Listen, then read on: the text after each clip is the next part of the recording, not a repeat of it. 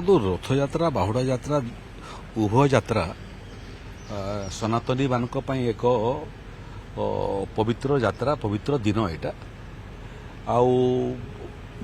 समस्त तो इच्छा जे रथयात्रा दिन पुरी रे रहते स्वयं महाप्रभु जगन्नाथंकर रत्न सिंहासन रु बाहरी करी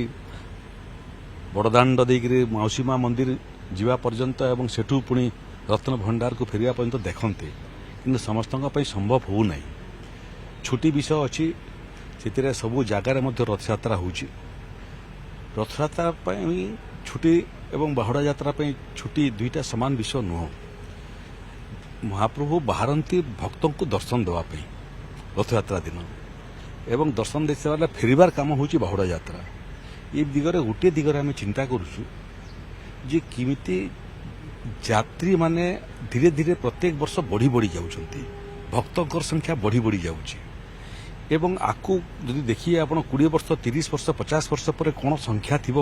बड़दाण्डे ताकू देखिए एबेठू किमिति आम निजको प्रस्तुत करूँ एवं भक्त मानकर भगवान सांगरे मिलन सहज एवं आहरी सरल हो पार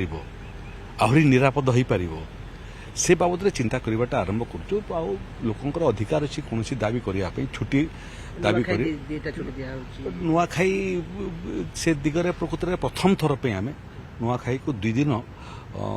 स्थायी भाव में छुट्टी घोषणा कलु जेहेतु दूर दूरांतर लोक आसी था रथयात्रा सेया